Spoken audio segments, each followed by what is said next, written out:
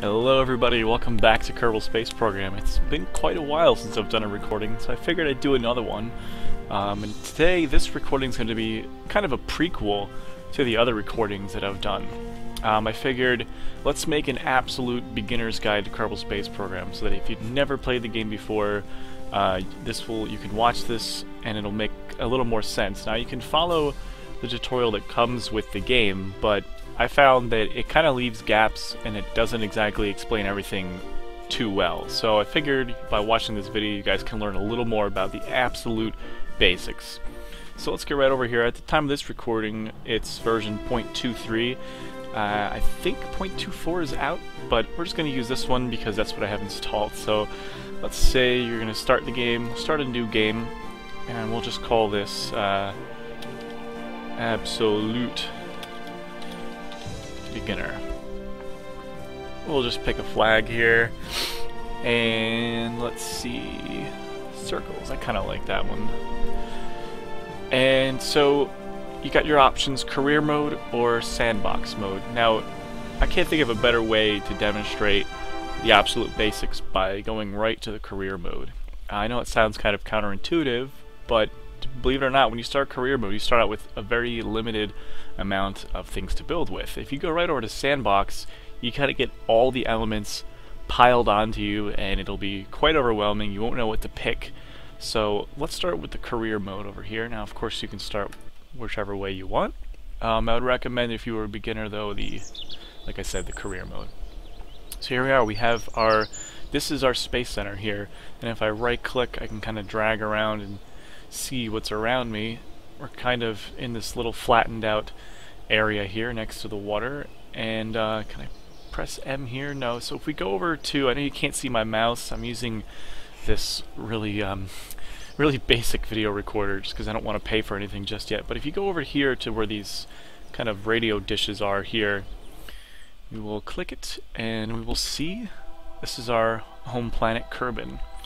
Click over here, information, you can read funny little quips about the solar system from a Kerbal's point of view, Kerbal's being the species that you are. If you click on the little planet button, you could see the actual characteristics of the planet.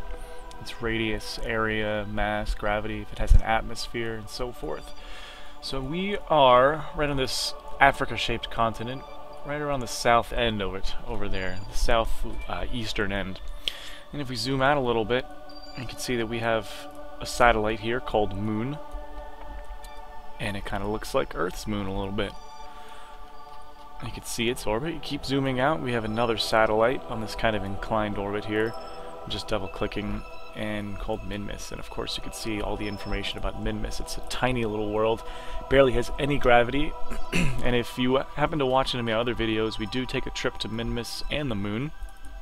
So check them out if you're interested in finding out how to get there. But like I said, this video is going to be the very basics. We're just going to learn how to basically maneuver and build a basic design and how to maneuver it around.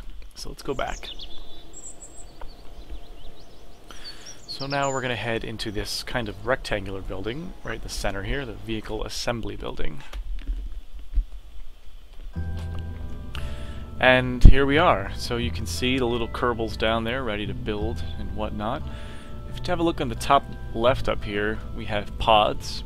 Next to propulsion. Next to that we have control, which has nothing in it. Structural, aerodynamics, utilities, and science. And these are actually just some mods that I threw in there. So this should be pretty empty for you guys. So the very first thing you're going to want to do is choose this pod, the Command Pod Mark 1. Now if you right click it, you can see a little more information over here. Pitch torque 5, yaw torque 5, roll torque 5. And what that basically means, the higher the number, it means the more you can maneuver. It means the more that that particular pod is able to maneuver the ship. So let's see, SAS, equipped SAS just basically means stability. We'll get into that a little bit later. Electric charge, amount 50, so it can hold 50 charge. It has batteries that can hold 50 charge. Basically, whenever you maneuver at all, when you fly around, it's going to consume battery power, unless you have your engines running. So the engines will kind of give it a charge. So you're going to want to put on batteries once you get to that stage. Now, I'm pretty sure at this early stage we basically can't do anything, but we'll get there. And monopropellant, the last one, 10. Monopropellant is used in RCS thrusters. I think they stand for reaction control stability, I think. I don't quote me on that. I know it's reaction control something, but basically little thrusters that help you maneuver it once you're in space.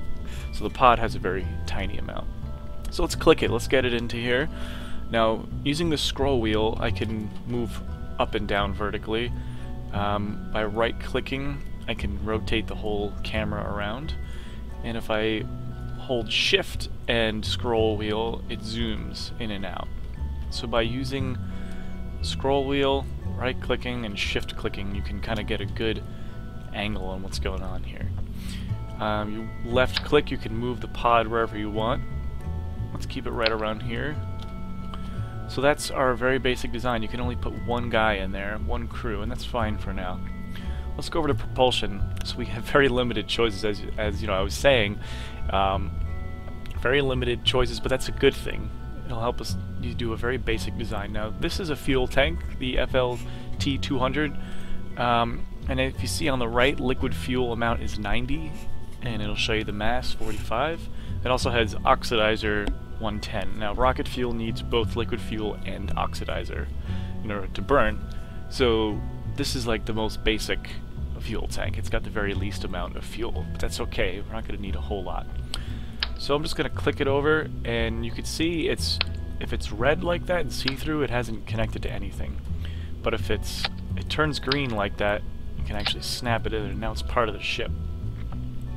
So we'll put a fuel tank on. Let's put 2. So we get a little extra fuel. 2 fuel tanks. Now we have options with our engines. We have the LVT-30 liquid engine, and you can see it's got its mass 125, maximum thrust 215. That's what you really want to pay attention to when you're trying to decide what engine you want. So it's 215 thrust. Now there's a little thing called thrust to weight ratio, and this is getting a little bit technical, but basically what it means is it's how much thrust you put out compared to the mass of your ship. But unfortunately at this stage in Kerbal Space Program, the vanilla version, it doesn't show you your thrust to weight ratio. I've connected this rocket now, and it's not actually telling me how massive the ship is. Of course, you could calculate it yourself. Like, let's see, the mass. This is 1.25 plus 2 of these masses, which is also 1.125 times 2 for 2 of them. And you could take the mass of the pod, 0.84, and you could add all that up, and then I think you divide by the thrust, and that's where you get your thrust weight ratio. But don't worry about that yet. Don't even worry about it. Like, for all intents and purposes, this is going to be fine. Some more information about this particular engine. It says max thrust 215, minimum thrust 0, which means you can throttle it. Engine ISP, it just means how particularly efficient the engine is. The higher that number, generally, the more efficient. And it tells you propellants that it's going to use liquid fuel, how much per second, and how much oxidizer per second. Alright, so this is our very basic craft. There's one more thing we want to throw on here. We see we can't put anything, we don't really want to put any girders. There's really no reason to put this on yet. Nothing in aerodynamics. And utilities is when we want the parachute. So this thing is going to ensure that we come back alive, because we're going to go up and we're going to come right back down again. Okay, so you might think, oh, I'm all set, I might launch it, but there's one more thing you always need to do before you launch, and that's your staging. So on the bottom, very bottom right, there's 2 little icons, a parachute icon, and then there's an engine icon. And you can see if I hover over the parachute icon, the parachute kind of flickers. And also if I hover over the engine icon, the engine flickers. That's showing you that that's what those parts are. Now at this current stage, it's staged together, which means that when we launch this thing and press spacebar, that means the engine's going to fire and the parachute's going to deploy, and it's not going to be very good for us. So we want to make sure that those are separated. So I'm going to hit the little plus button, and I'm just going to take the engine and drag it down to stage 1.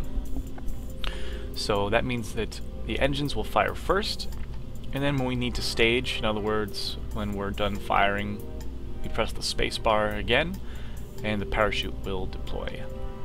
So let's name this thing Dinky Thing Mark 1. The Dinky Thing. We'll save it. Let's see. Crew, if you really wanted to get specific, you could choose what crew you want to put in there. Now you'll learn probably by watching other Kerbal videos and whatnot, or even just playing the game yourself, that Jeb is pretty much the hero of Kerbal Space Program. So we'll leave Jeb for the first flight in here. Well, I think that's about it. Let's hit the green launch button. Let's go to the launch pad, and here we'll talk about how exactly do we maneuver this spacecraft.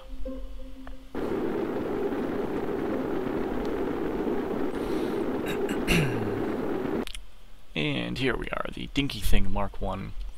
And so again, just kind of like the vehicle assembly building, I'm scroll wheeling to zoom in and out. I'm right clicking and dragging to change the camera. Alright, so let's talk about some basic things on the screen. On the very top here, we have the altimeter. Right now it says we're 76 meters above the ground. Now keep in mind that's sea level. There's an atmosphere indicator, and right now we're in the light blue all the way on the right here, which means it's the thickest part of the atmosphere. As you get higher, that little reticule will move to the left to like the darker blue as you start to leave the atmosphere. The little circular gauge on the right is telling you how fast, it's your vertical speed basically. Right now it's totally horizontal to the left at 0. It's kind of hard to read. I wish they would make that a little bigger. But right now it's at 0. As you climb, it's going to move upwards towards 5 meters per second vertically, 10 meters per second, and I think the maximum is 1,000.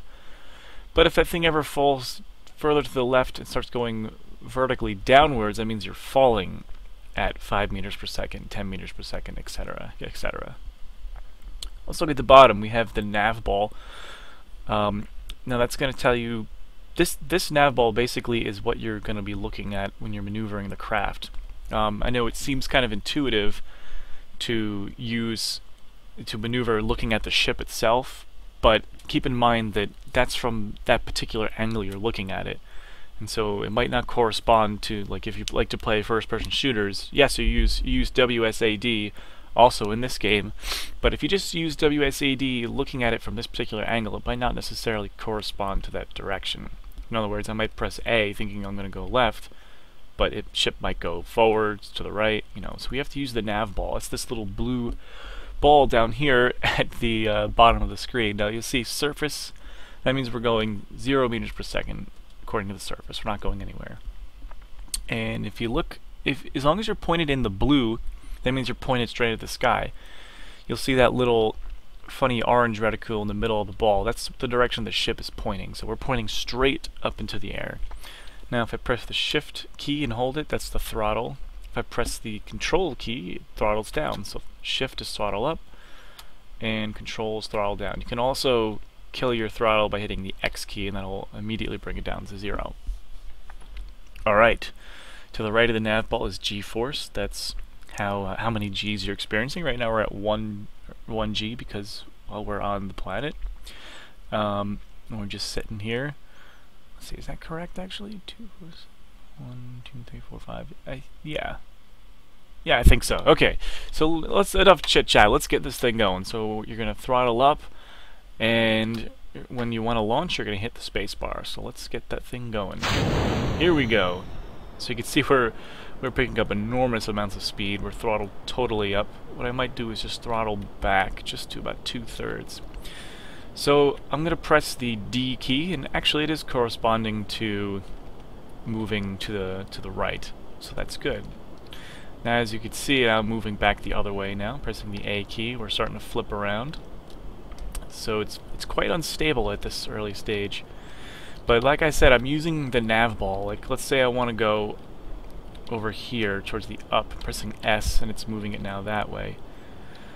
So whenever you want to make a maneuver, always look at that nav ball. Now we're not going to get very high. We're actually almost out of fuel. If I right-click the fuel tanks, I can see it's draining very fast. So this is just kind of basic maneuvering here. And you'll see once the fuel's all spent, it's gonna just stop. There we go. Now if I press M, you get the map, and this is the trajectory that we've managed to find for ourselves.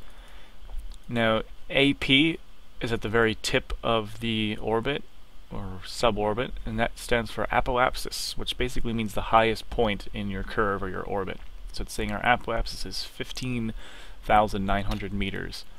Press M again, we'll go back. So this ship, if you look at the very top, we're at about 15.7, so we're just about at the apoapsis.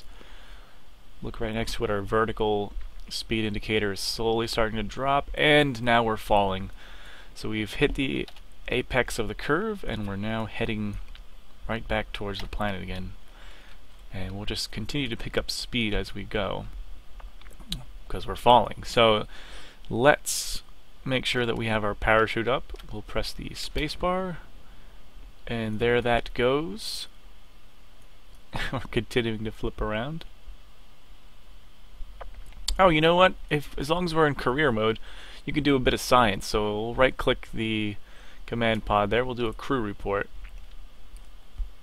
Shores look inviting, so we'll keep that data. Let's see, what else could we do? Now we could do an EVA, but we're flying around right now. EVA stands for extravehicular activity. If you hover over the little Kerbal in the bottom right, you see two buttons, EVA, IVA. EVA will bring him outside of the ship, but since we're falling really fast, he'll undoubtedly let go and fly away and die. So let's press IVA as a view from inside the cockpit. So our little window there, this is what Jeb sees. Now he's got a few more gauges. See, here's our vertical speed. We're falling at about 100 meters per second. That's pretty fast. This is our sea level altimeter. Not very reliable. I prefer the radar altimeter. This will show you your exact distance to the ground. So we're about 1,000, actually 2,000 meters up. Here's the nav ball, surface velocity, atmospherometer. So you got all the same controls basically. So now we're at about 500. So I'm just going to hit the V key. Okay, so you'll see that now the parachute has deployed. Once you hit 500 meters roughly, the parachutes will deploy, and you will hopefully safely get to the ground. So, ooh, that was strange, sparks came out. So if you want to speed up time, you can use the period and comma keys. The period key will increase your time warp, just to make things go a little faster. And there we are, we're on the ground. Looks like the bottom portion of our ship disintegrated. So let's do an EVA. We'll do an EVA report. We'll right click him, EVA report. This is the most precarious situation. Indeed. We'll keep that data and we'll get him back in the ship by pressing the F key. So we've just finished our first little mission. We want to hover over the top here and click recover vessel. And what that's going to do is bring the ship in and you'll collect all the data and science that you've done. The two little reports that we did. So you can see crew report while flying over the surface or the shores. That gives you us 3.5. EVA report while in the water. That gives us a little more science. Well, you know, we could have taken a surface sample too, but that's okay. And a recovery of a vessel that survived the flight. So we've managed to gather 14 science. So once you get that little bit of science there, you can move over to this building, the series of buildings on the bottom here. And let's check it out. The Science Archive. This is where you look at your tech tree. So this is your basic tech tree, the very first one. And you can see all the parts that you get there. But let's go to the next one. It's saying we get 4 new parts, and it's going to cost us 5 science. We recovered 14, so we can afford it. So what we're going to get is a bigger fuel tank, a smaller fuel tank, and the mystery goo containment unit. And what that's going to do is let us do even more science, rack up more science here. And the stack decoupler. Now this is a big one here, so we'll just get that science there. We'll grab that, and that's going to open up a couple more doors for us. Now these ones cost 15 each, That one costs 18, sorry, and this one costs 20. So we can't really afford the next round of them. So let's go back though. Actually, before we go back, on the top left here it says technology, it's the tree. Then you got science archives. And what this is, it's basically gonna show you all the science that you've done. So we click on Kerbal, and you can see we did 3 reports: a crew report, the EVA report, and the recovery of a vessel. On Eve, we haven't done anything because we haven't gotten to Eve yet, right? So these are all the locations, the little planets and whatnot you can go to in the Kerbal system. Elu being about, it's probably like the Pluto of the system. Jewel being Jupiter. Dres, some kind of subplanetary object. Duna looking like Mars. Eve, Venus. Moho, Mercury.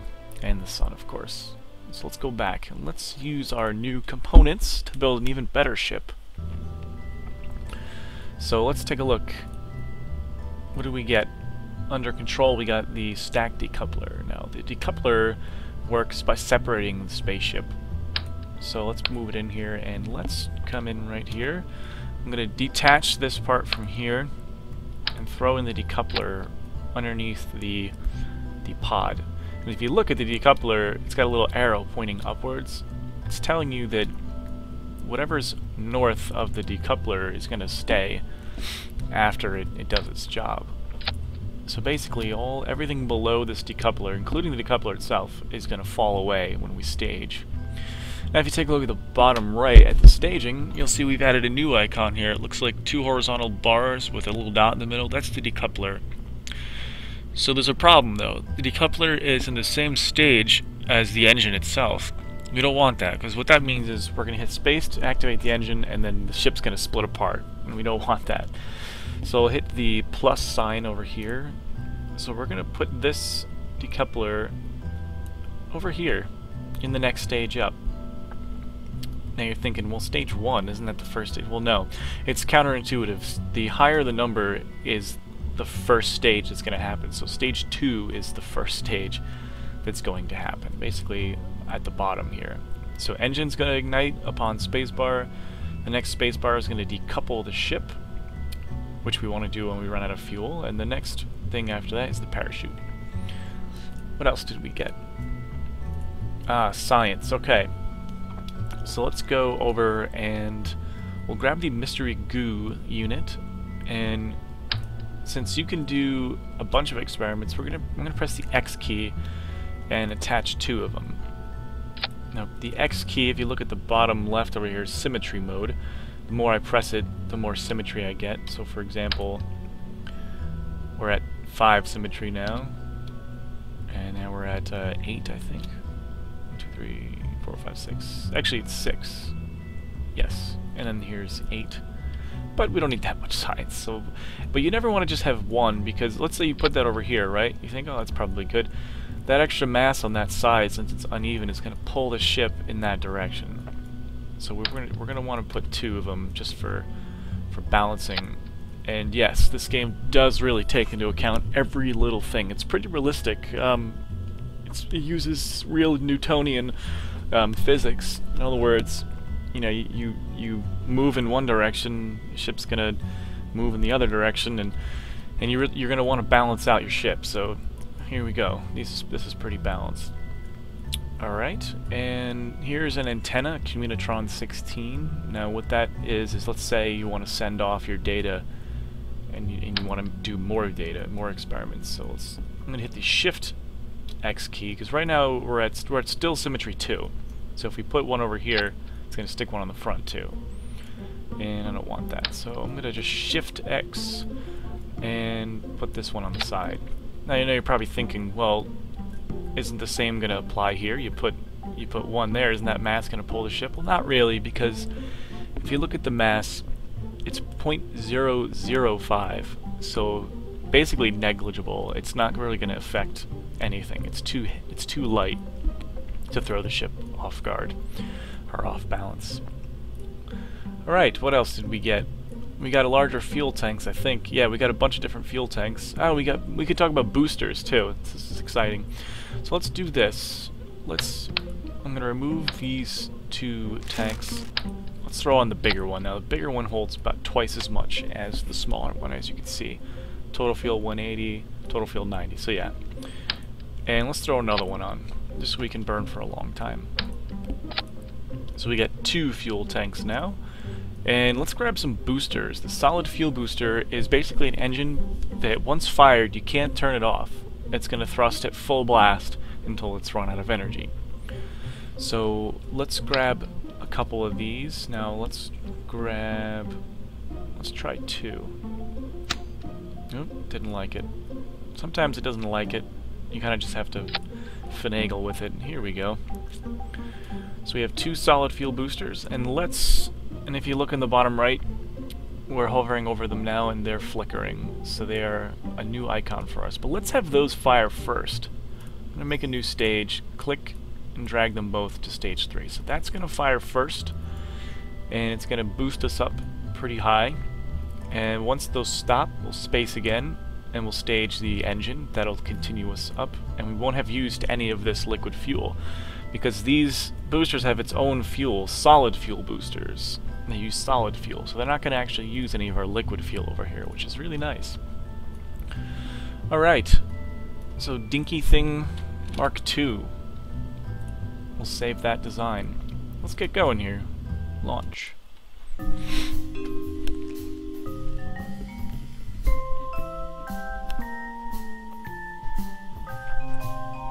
Now, if you couldn't tell in the first launch we had, the ship was quite unstable. It was kind of flying all over the place, and there's something we can do about that. So before I do anything, you can see here we're kind of wobbling on that because we're a little heavier now, and that engine's taking the full brunt of it. I'm going to press the T key, and if you see on the nav ball down there, the SAS light has come on. So again, and what that's going to mean is remember the torque in the pod? It was like 5 torque. That's going to help keep us stable. We're not going to move around as much, basically. So since we don't need to throttle these engines, I don't need to press the shift key just yet. So let's just hit the space bar and let this thing go. Good, there we go. Now because I have the SAS on, it's going to more or less keep the ship straight up and down. Now since this is going to run out fairly soon, if you look at the bottom left, solid fuel is burning very, very quickly. You can also hit the resource tab on the top right. So I'm just going to throttle up hitting the shift key, and as you can see, we haven't changed any thrust. The throttle is only for the liquid fuel engine. So that's out. I'm going to hit space again. And after a funny noise, now that has engaged. It's going to take us the rest of the way. So let's do a little crew report. I think we already did that one, so we won't do that one. But let's do a goo. Observe the mystery goo. The goo jiggles and wobbles. So that'll give us 7 science. We'll keep that data. So we're getting pretty up there. I'm just going to start. Now you don't have to really do this. I'm going to start moving the ship, pressing the D key over to the 90-degree line. And what that's going to do, if you look at the orbit, it's going to put us in a equatorial orbit, going counterclockwise around the planet. Now if you watch my How to Achieve Orbit video, you'll understand a little more why normally people like to turn to the 90-degree mark, and well, actually there's a reason. It's that in space, in the solar system, all of the bodies orbit in a counterclockwise fashion. So if your ship also orbits counterclockwise, it'll make it easier for you to intercept those planets. Let's take a... Okay, so new crew report has come up. We're in the upper atmosphere. We'll keep that data. And we'll do a goo. Let's just see if anything's changed there also. Goo seems to be getting cold, so we'll also keep that data. I'm also just going to turn the ship all the way over. It's not really going to make a big difference. And we're out of fuel. Okay. And that's fine. Let's press the M key. Whoa, so we are actually going to reach the other continent. Well, actually, it's not on a continent. It's the little peninsula that's jutting out there. We're going to reach that. And the music is kicked in, so that means we are officially above the atmosphere. Let's do an EVA. We'll get Jeb out of the craft there. EVA report. just above Kerbin's water. We'll keep that data. Now let's say you're brave and you want to float around here. We have some time. So we're, as you can see, Kerbin Apoapsis is 177,000 meters, or 177 kilometers, and it's T-minus 2 minutes 51 seconds away.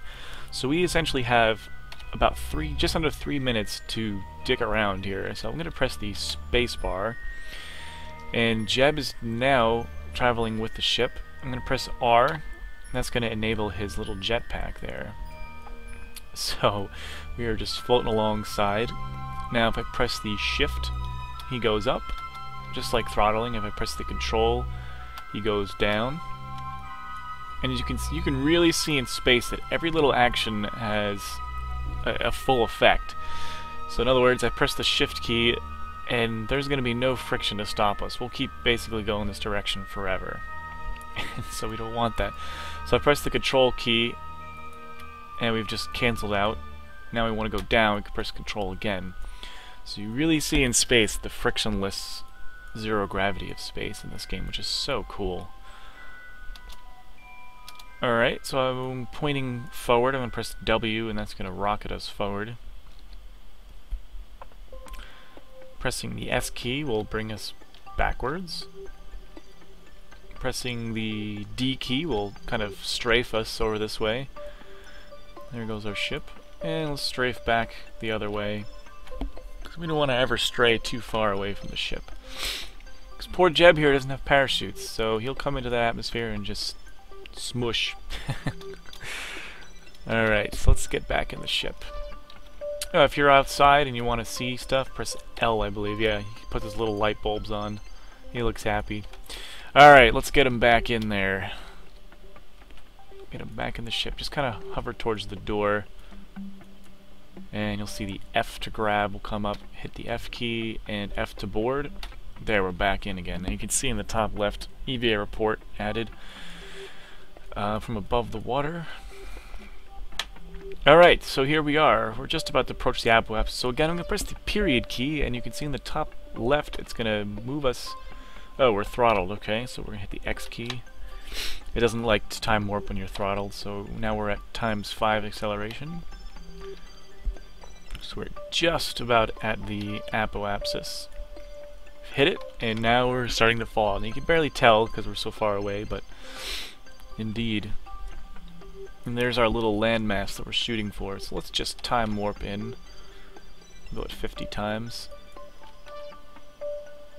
Now right at about 70, we're going to start hitting the atmosphere. Looks like we're going to be just short of it. And that's fine. So here's what we're going to do. We are now going to stage the decoupler to get rid of this heavy, bulky mass we don't need anymore. So spacebar. There we go. So that's how the decoupler works. It just basically gets rid of everything south of the decoupler, including itself. And now we're just a little pod falling in. So I'm going to turn the ship. You don't really have to do this at this moment, but we're going to point it at the opposite direction that we're traveling. If you look at the nav ball, you got a couple markers on here. This little circular one that we're pointing at, it's kind of like yellowish with an X through it. 3 little spikes coming out. That's called retrograde.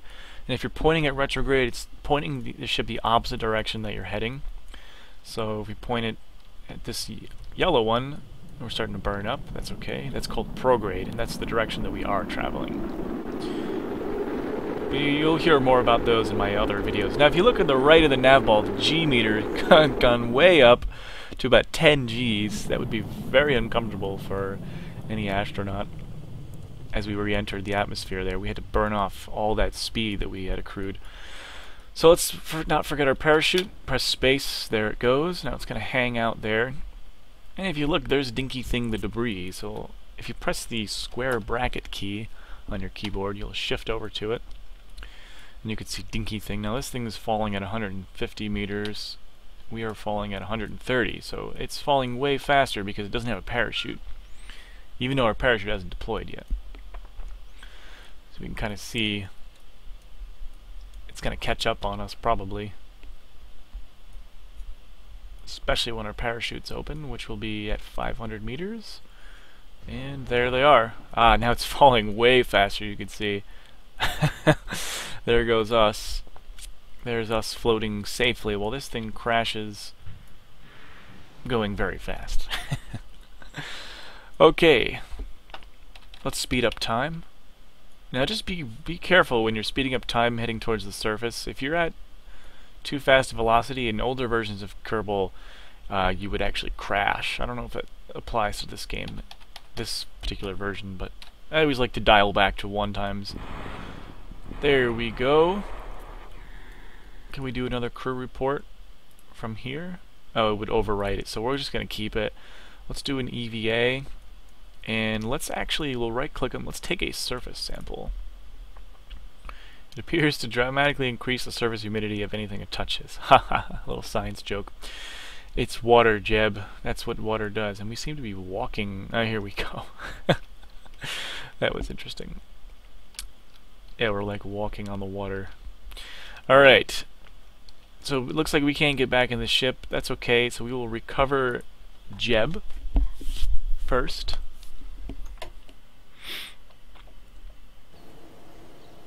And you'll see from his little thing we've gained 12 science just from his little surface sample alone. So we'll hit done. We'll go to the tracking station over here. And this tells you basically where all your craft are when you launch them. So you can see now we're over here, Dinky Thing Mark II. If you click on it on the left there. And we can just hit down at the bottom left, recover. And it's going to recover the vessel. And look at all the science we got. 3 from the upper atmosphere, 8 from EVA in space, Mystery Goo upper atmosphere 7, Mystery Goo flying 7, and a suborbital flight recovery 8 science. So we've gathered 54 science on that one. And let's go back and let's see what we can spend it on. I always get excited after I get new science. I'm like, ooh, what can I spend it on this time? It's like you're going back to the toy store. Alright, so let's check it out. We can either get some better survivability down here. So you get radial mount parachutes, landing legs, and a smaller engine. Or we can come over here, grab a nose cone, some winglets, and radial decouplers. Those are very nice. Or we can come over here and grab a different sort of engine and a large rocket booster. So it's really up to you. If I were playing this next, I would probably pick the radial decouplers just because you can do a lot more with those, so we'll research that. You know, we've got enough science where we can get all these basic things anyways. We'll get the landing legs, and we'll come over here and we'll grab the other engines. And that opens up a whole new tier of things. So the next one over out here, batteries. Now those are very, very good. Because, you know, you can run out of charge really quickly if you don't have enough power. So batteries are always good. You also get more science. The Science Junior, you can do more with that. And a better comm dish. So I'll let you guys discover the rest on your own. And like I said before, if you want to check out a little more about Kerbal Space Program, I have a whole tutorial series, as you can see in this playlist. You know, and they just gradually increase in what you can do. So check them out if you're interested in learning a little more about Kerbal Space Program. And as always, thanks for watching. Have fun.